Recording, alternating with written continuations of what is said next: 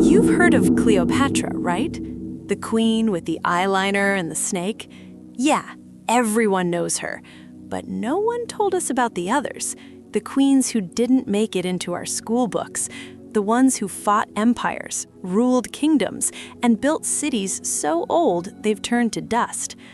Before the world called this place Africa, it was already home to empires and women who carried crowns heavier than stone. They weren't just beautiful, they were scientists, warriors, builders, and diplomats. They made kings kneel. They scared Rome, and somehow the world forgot them. But their stories didn't die. They're hiding in the pyramids, in the songs our grandmothers hum, in the sand that still remembers their footsteps. 10 queens, 10 stories, and a history that refuses to stay buried.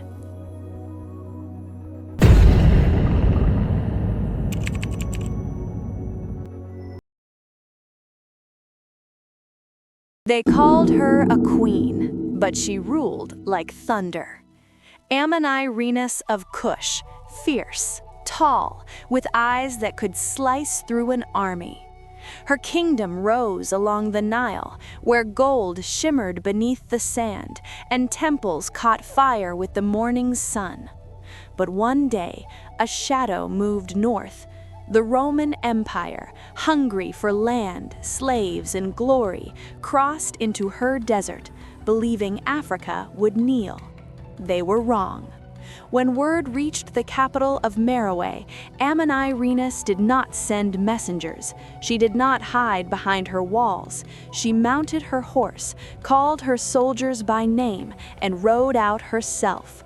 Behind her, warriors beat drums that made the ground tremble. Women carried spears. Even the elders followed, because when Amanirenas spoke, you listened or you fell behind in the dust. The first Roman fort they met was wiped from the map. Statues of Caesar were smashed and thrown into the Nile. The soldiers who survived carried back one message to their emperor: they are not afraid. But war takes its price. Amanirenas lost an eye in battle and gained a legend. She returned home bleeding, still holding her sword, and told her people, "We may lose our sight, but never our land." Rome sent more legions. Amanirenas summoned them for years. Desert ambushes, night raids, treaties broken and reforged in smoke. Until finally, even the mighty Augustus grew tired. He offered peace, and for the first time in history, Rome, the empire that conquered the world, signed a treaty on African terms. Her people built temples to honor her courage. Her name was carved into stone beside lions and suns. And when she died, the Nile rose higher than ever before, as if even the river bowed to her memory. So the next time someone tells you Rome ruled the world, remember the queen who made Caesar blink. Amanirenas, the one-eyed conqueror who proved that Africa never needed permission to stand tall. Queen Makeda, the philosopher of Sheba. Long before the name Ethiopia was whispered on any map, there was a kingdom of light and incense. Its air smelled of myrrh and gold dust. Caravans stretched for miles across the Red Sea, carrying treasures no other empire had ever seen. And at the heart of it sat a queen, Makeda of Sheba, whose mind was sharper than any blade. They say she studied the stars until dawn and could name every constellation. She debated her priests, outwitted her generals, and ruled with a calm that frightened men more than anger ever could. But Makeda hungered for something deeper than gold or glory, knowledge. And word had reached her of a foreign king in Jerusalem, a man said to be the wisest alive. So she gathered her ships, filled them with frankincense, spices, and riddles, and sailed north into history. When she met King Solomon, he tried to test her as if she were another pretty face passing through his halls, but Makeda smiled, the kind of smile that hides lightning, and asked him a question so clever it silenced the room. For hours they spoke of stars, fate, and the balance between power and mercy, and by the end, the great Solomon looked at her not as a guest, but as an equal. When she finally returned home, she carried more than wisdom. Some say she bore a son, Menelik, who would become the first emperor of Ethiopia's long dynasty, a bloodline that claimed descent from both Africa and Israel, ruling for almost 3,000 years. But in truth, Makeda's greatest legacy was not her journey, it was her curiosity. She proved that a woman could question kings and still rule with grace. Her palace is dust now, her fleet long gone, yet every time the Red Sea glitters beneath the sun, it remembers her sails, the queen who crossed worlds not for war, but for wisdom. Stone spoke louder than wind. One name rose against every rule written in gold: Hatshepsut. She was born in the palaces of Kemet, daughter of Pharaoh, child of the sun. But Egypt had its laws. Only men could wear the crown. Only men could be Horus on earth. Hatshepsut didn't argue with that. She simply rewrote it. When her father died, she ruled beside her young stepson as regent, but power, like the Nile, flows toward the strongest current. Within years, the priests began to whisper her name with awe. She wore the royal beard, stood before the gods, and declared herself Pharaoh, not queen, not consort, but king of Egypt. Under her reign, the Nile bloomed. She sent great ships to the land of Punt, across seas no Egyptian had dared to cross in centuries. They returned loaded with gold, myrrh trees, ivory, and stories of lands rich with life. Her temples rose like mountains of light. Deir el-Bahari, her masterpiece, carved into the cliffs to defy both time and doubt. But not everyone celebrated her. Men in the court called her a pretender, a blasphemy wearing a crown. So she ruled harder, built higher, and prayed louder. Her reign lasted longer than most men's, and when she finally joined the ancestors, Egypt tried to erase her, chiseling her face from stone, scratching her name from stone. Yet her monuments survived, standing in silence against the desert sky. Because you can bury a body, but not a legacy carved in sunlight. Hatshepsut taught the world something it still struggles to learn, that power is not born of gender, but of vision, and her vision built an empire that refused to fade.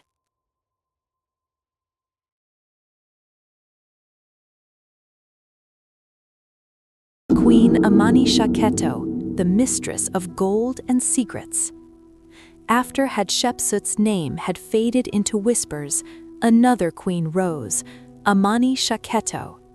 She ruled from Meroe, a city carved between desert and river, where the temples gleamed with hieroglyphs and the air shimmered with the heat of molten gold. Her crown was heavy, her throne high, and her empire rich beyond imagining. She was no shadow of Egypt, no echo of Rome. She was her own storm. Amani-Shaketo filled her palaces with treasures that made even traders from the east bow in awe. Necklaces of solid gold, bracelets thick as snakes, thrones that sparkled with turquoise and carnelian. But her wealth wasn't only in metal. She built temples to Amun and Epidemic, gods of strength and wisdom, carving her face alongside theirs, as if to remind them who truly guarded the Nile. Her rule was quiet power, not conquest. She strengthened trade across the Sahara, reopened forgotten roads, and turned Meroe into a jewel of civilization. Scholars say her people called her the Lady of Secrets because she kept her wisdom close and her enemies guessing. Even her burial site, hidden beneath layers of sand, took centuries to find, and when explorers finally uncovered it, the gold within blinded them, literally and figuratively. But perhaps her greatest treasure was her silence. Amanirenas left no boasting inscriptions, no scrolls of her victories, only stone, gold, and mystery. As if she knew that true power doesn't shout, it endures. Long after her city fell, looters came to steal her riches. They cracked open her pyramid, tore apart her tomb, but they could not steal her story, because it was written not in gold, but in the pride of a people who still call her name under the Nubian sun. So when you see the ruins of Meroe rising from the sand, remember the queen who needed no army to rule the hearts of her world. Amanirenas, the woman who turned gold into memory and mystery into immortality. Queen Yaa el-Kahina, the last queen of the desert. Long after the pyramids had faded to sand and the Romans had come and gone, the wind still carried stories of a woman who ruled the Maghreb like fire in human form. Her name was Yaa, though her enemies called her Al-Kahina, the sorceress. She was Berber, born in the wild mountains of what is now Algeria and Tunisia, where the desert kisses the sea. Her eyes were said to shine like burning copper. Her voice, calm, sharp, certain, could turn tribes into armies. The world she inherited was on the edge of change. New faiths were spreading, new empires rising. Arab armies swept across North Africa, claiming lands and thrones. But Yaa would not bow. She gathered her people, farmers, horsemen, nomads, and united them under one banner, something no man before her had done. They fought like the desert itself, silent, merciless, everywhere. At first, her tactics were legend. She knew the land's secrets, the dunes that swallowed armies, the wells that could vanish in a day, the stars that led only her people home. For 5 years, she held back the tide. 5 years, one woman against an empire. But Yaa understood that all victories come with a cost. When her scouts told her that the invaders would never stop, she looked toward the horizon and said, "Then let the world remember how we burned." She ordered her own cities destroyed so that the enemy would have nothing to take. It was a decision born not of madness, but of defiance, and it broke her heart. When she finally fell in battle, she did not kneel. She stood tall, sword in hand, staring at the desert she loved until her final breath. The invaders feared her even in death. They buried her quickly, whispering that her spirit still rode the winds of the Sahara, guiding those who would never surrender. Centuries later, her name still means freedom. In the songs of the Amazigh, Yaa is the mother of rebellion, the queen who refused to fade. No monument marks her grave. She doesn't need one. The entire desert is her tomb, and every storm that rises is her voice returning.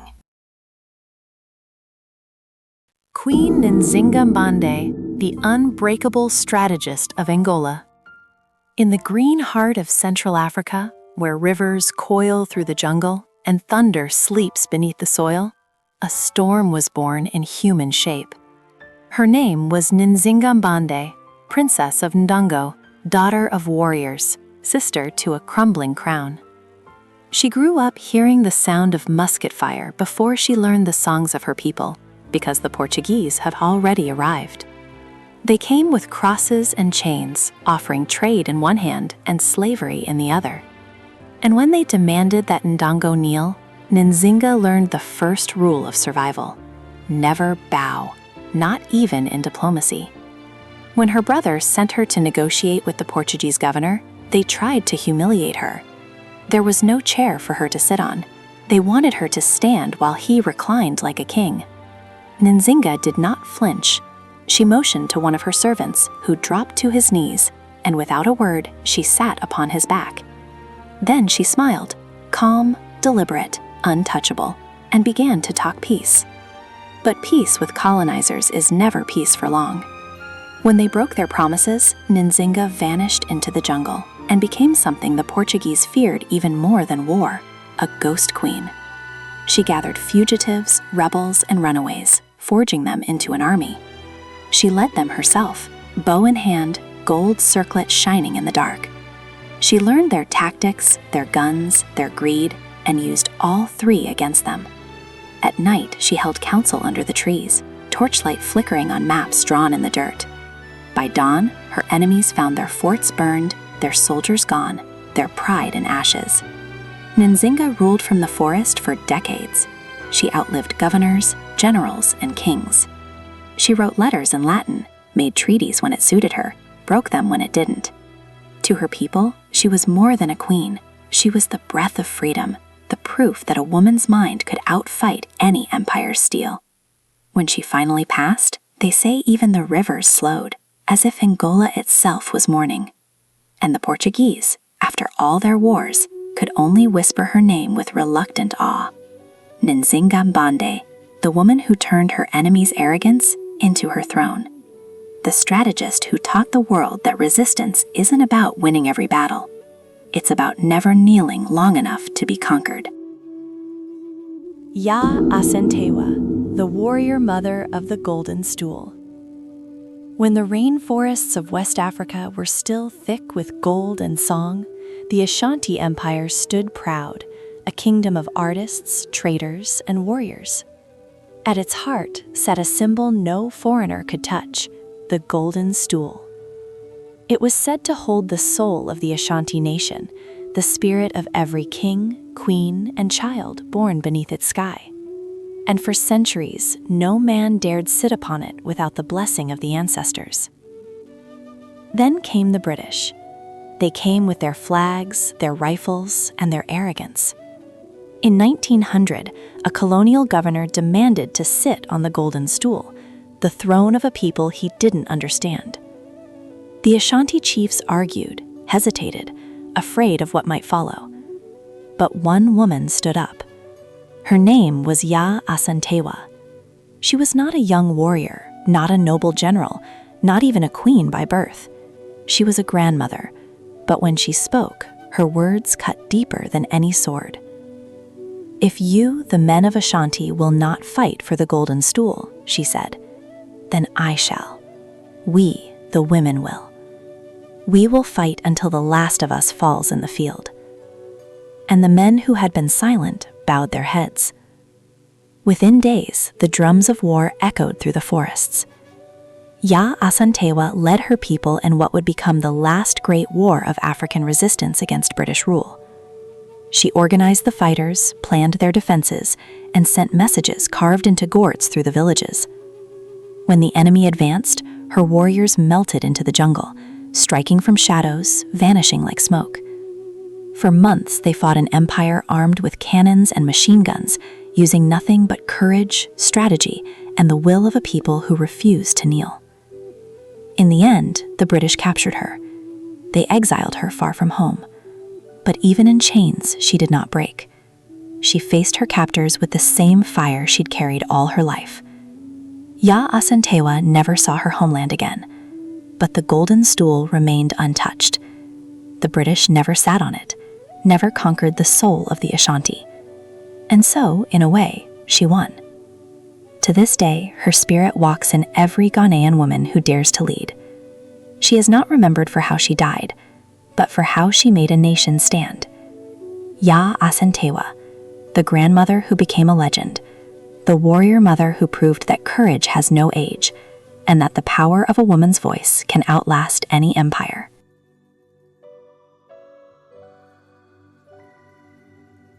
Queen Ta, the hidden power behind the pharaohs. Long before Cleopatra, before the throne of Egypt was a stage for conquerors, there was Ta, a woman of no royal birth who rose so high that even the gods seemed to bow their heads. She was born among the people, not the palace. Her father, a chariot commander, her mother, a craftsman's daughter. But Tia's eyes saw beyond class and title. They saw destiny. When she married Amenhotep III, the Pharaoh of Egypt, no one could have predicted she would become the true architect of a golden age. While her husband built temples and statues in his own image, it was Tia who held the kingdom together. Her letters reached foreign kings. Her words, not his, sealed peace across deserts and seas. She sat beside him in official portraits, equal in size, equal in power, something Egypt had never dared before. They called her the great royal wife, but behind the walls of Thebes, she was more. She was the mind whispering behind the mask of the crown. Even after her husband's death, Tia's influence didn't fade. Her son, Akhenaten, the heretic king who dared to worship one god, followed her voice more than any priest. It was she who taught him to question tradition, to seek truth beyond fear. But power, even in brilliance, draws shadows. When her son's revolution crumbled, the priests struck her name from records, hoping to bury her with his mistakes. Yet her face survived, carved in dark cedar wood, eyes lined with gold leaf, still watching across 3,000 years. Queen Tia ruled not through armies, but through intellect, presence, and a quiet confidence that turned kings into instruments of her will. She proved that a woman could steer the world's oldest empire, not with noise, but with mastery. And though time tried to erase her, history has begun to whisper again. Before any pharaoh dared challenge the gods, there was Tia, the woman who taught them how.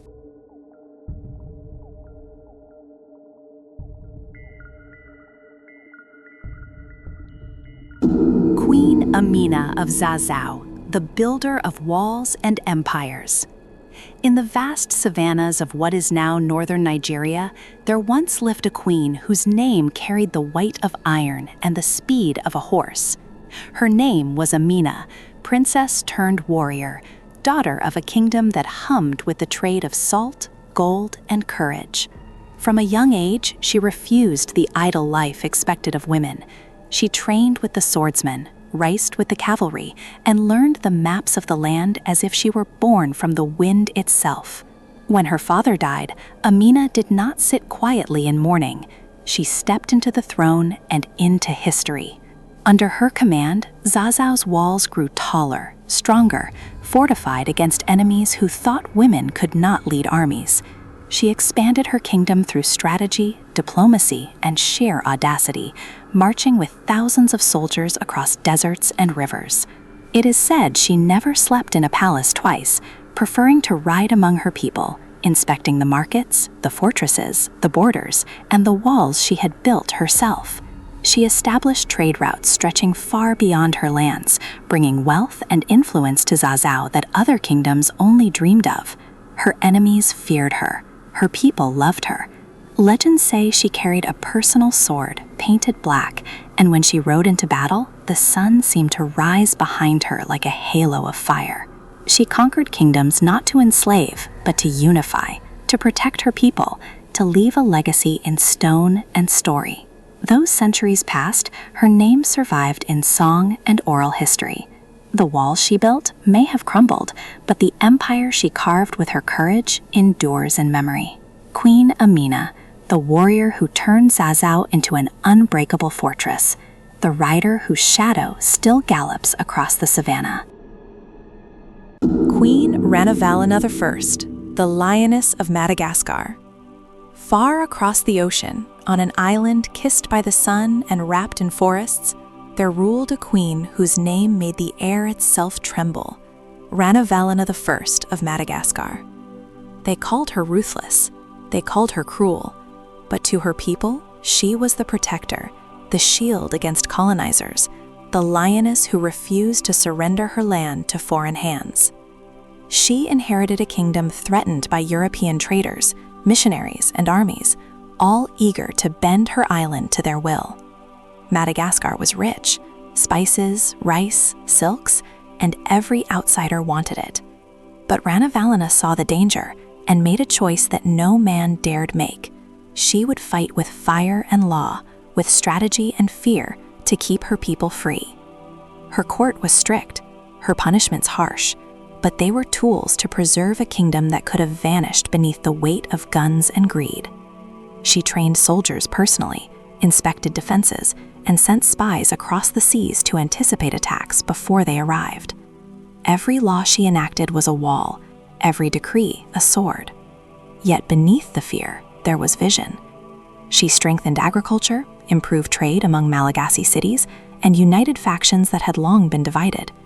She protected her people from enslavement, kept foreigners at bay, and ensured that the island's wealth would nourish her kingdom, not outsiders. Ranavalena's reign was long, unflinching, and unforgettable. Her enemies called her merciless, but the Malagasy remember her as a lioness who roared for freedom, who defended her land when others would have fled. She proved that leadership could take many forms, sometimes fierce, sometimes terrifying, but always necessary to survive.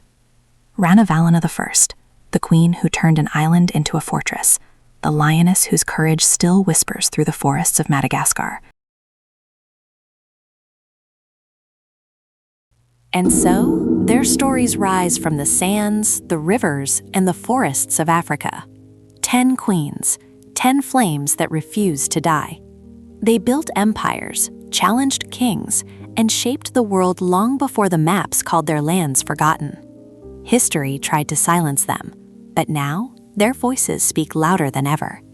From Amanirenas, who blinded Rome, to Ranavalena I, who roared across Madagascar, these women teach us that courage is timeless, and power does not wait for permission. The question is, what other stories have we been told we cannot see? What histories are buried, waiting for us to uncover them? If you want to uncover more hidden truths, to meet the women and men history tried to erase, then don't let this story end here. Subscribe now so the next queen, the next empire, the next legend will find you before the world forgets them again. Share this video if you believe that history belongs to everyone, not just the victors. And comment below, which queen inspired you the most? Which story should we unearth next? Because this is only the beginning. The forbidden archives of Africa are open, and the past is waiting for you.